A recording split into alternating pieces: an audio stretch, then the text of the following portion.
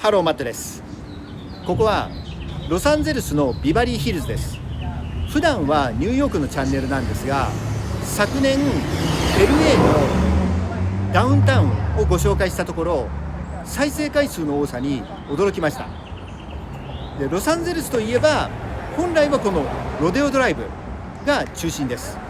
で、今日はこのロデオドライブを歩いて、そこに並ぶブランドショップのお話を軽くしつつ、目的地はコーヒー業界のアップルと言われた日本にも入ってきているコーヒーチェーン。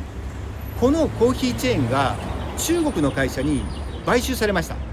ですからその話をしたいと思います。では行きましょう。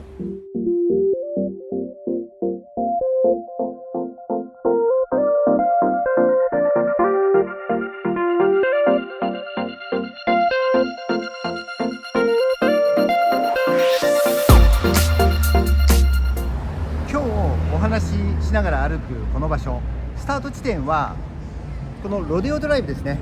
ロデオドライブとブライトンウェイの交差点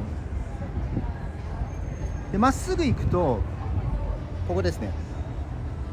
突き当たりがフォーシーズンズホテルです。ですからフォーシーズンズホテルに向かって歩いていきます。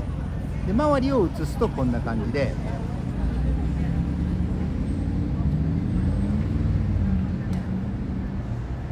天気素晴らしいですね。で、こちらがシャネルですね。で、シャネルは年商で3兆円近いんですけど、洋服が苦戦している中ではなんとか頑張ってると思います。で、単独企業で多くの人がシャネルを応援していると思います。で、こちらを映すとここにカルチェですね。で、カルチェはね、絶好調です。リシュモンっていうスイスのグループの中核企業です。で、隣がゴヤールです。フランスのサントノーレにショップがあるゴヤールですね。で、ゴヤールも売れてると思います。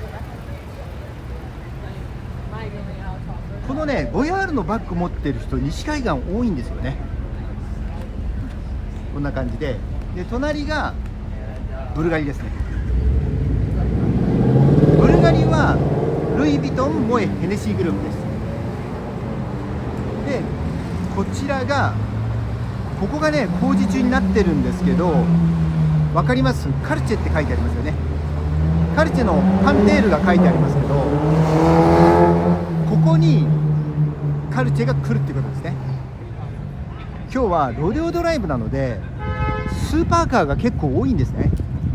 ですからうるさいかもしれませんけど、許容いただけると幸いです。で、こちらを歩いていきます。で、結構ね、工事中ですね、みんなね。で、そこが、ここにティファニーが来るっていうことが書いてありました。なので今好調のジュエリー、カルチェとティファニーが並ぶっていう感じですね。で、両方ともすごく売れてます。で、今のこの、ラグジュアリーブランドのグループのお話はニューヨークとそれからロンドンの2カ所で詳しくしてます。ですからそちらをね、参考にしていただけると分かりやすいと思います。で、ここがグッチですね。で、グッチはね、ケリングっていうグループ、第3番手のグループに属してるんですけど、この春もね、絶不調です。で、これの要因、なぜグッチが浮上できないかっていうことなんですけど、僕が思う最大の理由はアウトレットで売りすぎだと思います。せっかくグッチが好きで買った人、すぐそのシーズンの終わりにアウトレットに並んでたら嫌ですよね。ですからそれがね、最大の不調の原因だと思います。で、ここがこの春も好調を維持しているプラダですね。で今洋服が販売難しい中で好調なのはこのプラダと、それからロロピアーナもこれ売れてますね。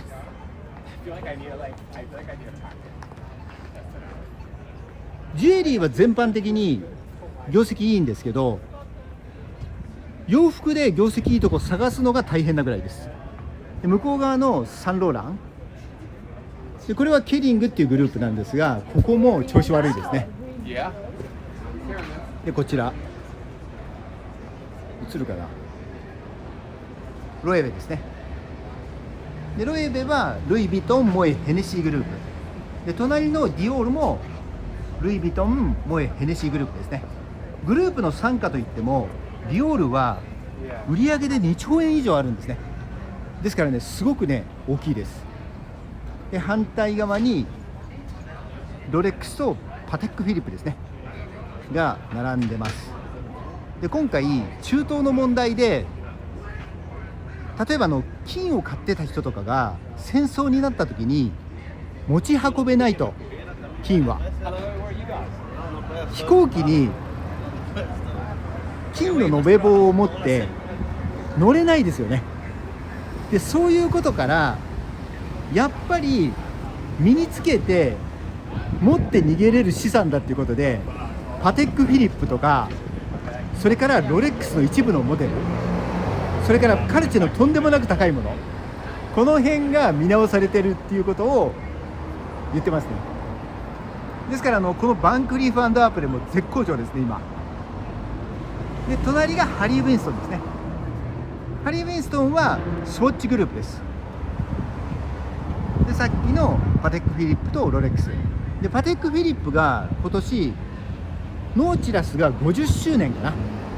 で記念モデルが全部で確かね2000本2000本1000本の5000本ぐらい発売されてます。で世界で5000人それをね手に入れることができるんですけど、おそらく二次流通はびっくりするようなね値段になるんじゃないですかね。あ、そこに行列できてるのなんだろうこれ。なんでしょうね、バカラあ、違うか、これなんだろう、その行列はこれ抹茶だ、抹茶ですね。みんな抹茶だ。フローズン抹茶って書いてありましたね。だから抹茶を凍らせたものですね。でこの抹茶は本当にメジャーになりましたね。でおそらくこの抹茶が世界的に広まった要因は中国と韓国の人たちが、思い切ってこう拡大するようなね、そういう動きをしたからだと思います。でここがロデオドライブのモールですね。LA らしさ全開ですねここはね。Oh, sorry. Thank you. こここそハイライトですね。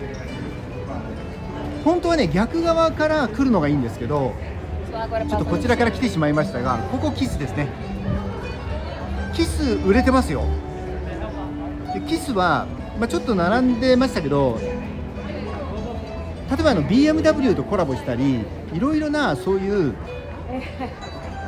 面白いね試みをしてるんで、おそらくねファンの方はそういうのにも共感してると思います。でここがオーデマピゲですね。でオーデマピゲも売れてます。コロナの後に一時期時計マーケット下がったんですけど、時計に関しては今回の中東の問題でもう一回見直されてるっていうことを言ってますね。でポルシェデザインかこれは。でこっちがリシャールミルですね。でこんな感じで、このモール自体はすごく短いのであっという間にこちらまで来ちゃいましたね。でここから降りると、ここが一番有名なロデオドライブステップですね。こういう感じで、もう皆さんここでね写真撮りますよね。ここですね。いい感じです。で今戻ってくると、ここがティファニーですね。でもさっきティファニーが向こう側に移るっていうことを書いてありましたけど、ここなくなっちゃうっていうことはないと思うので、もう1店舗を作るってことかもしれませんね。でこちらもせっかくなんで移しておくと、ここが校長のブルネロ・クッチネリ、こっちは何があるのかな。ここがゴールデングースか。で隣がベルサーチェか。ここねプラダグループになりましたね。でマイケル・コースとジミーチューが並んでいて、これはアメリカのブランドなのでカプリグループですね。でこういう感じで、ルイ・ヴィトン、最近ね行列がなくなりましたね。でルイ・ヴィトングループのフェンディ、それからリモア、グループ経営しているので、同じねグループのところが近い位置にお店を構えてます。でこのブルーのストライプのファサード、ここが誰もが知るロデオドライブで一番有名なホテル、フォーシーズンです。でこのホテルが舞台になった映画がプリティウーマンですね。もう何年前なんでしょうね、あれ30年40年前ですか。リチャード・ギアとジュリア・ロバーツです。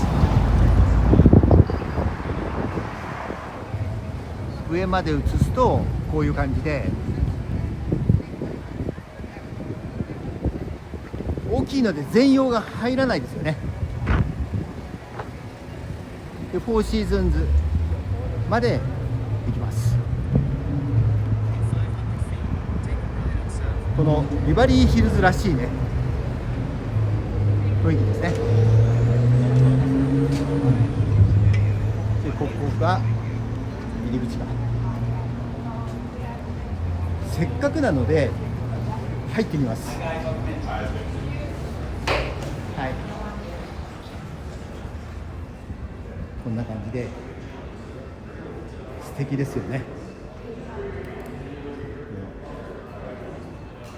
いいに決まってますよね。僕ね T シャツでカジュアルなので、ここだけにして出たいと思います。こんな感じです。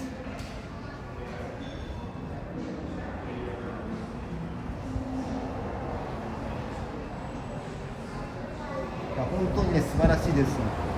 このご婦人の方も素敵ですよね。でこのフォーシーズンズを左手ですねに向かいます。そうすると今回の目的地になります。ここにロールスロイスできるんですね。これねロールスロイスは今ね BMW グループですね。 BMW もいくつかの会社を買ったんですけど、今現在保有しているのは、好調のロールスロイスとあとミニですね。この2つのブランドは相乗効果出てると思います。でこのまままっすぐ行って、次のビバリードライブって書いてあるんですけど、そこを右に曲がる。今ビバリードライブまで来ました。でこのビバリードライブを右に曲がります。ちょっと工事してますね。で工事してる箇所を抜けるとすぐそこが今日の目的地点ですね。で先にお話しすると、今日の目的地はブルーボトルコーヒーです。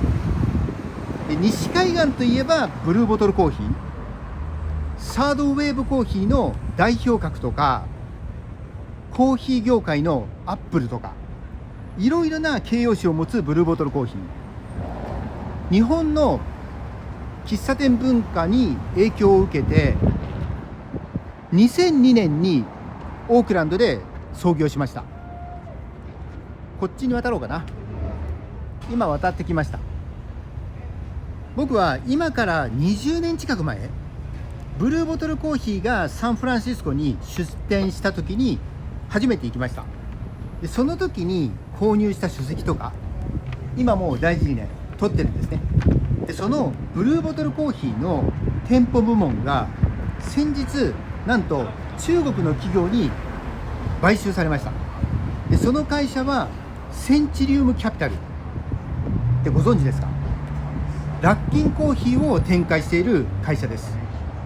でこのラッキンコーヒーなんと今ね全世界で2万5000店舗あるんです。業界1位のスターバックスが確か3万8000店舗だと思います。でスターバックスは1971年創業なので55年かけて3万8000店舗です。でラッキンコーヒーはなんと2017年の創業なんですね。ですからわずか8年で2万5000店舗です。で今回のブルーボトルコーヒーの買収は店舗部門のみで、それ以外はスイスのネスレの傘下のままです。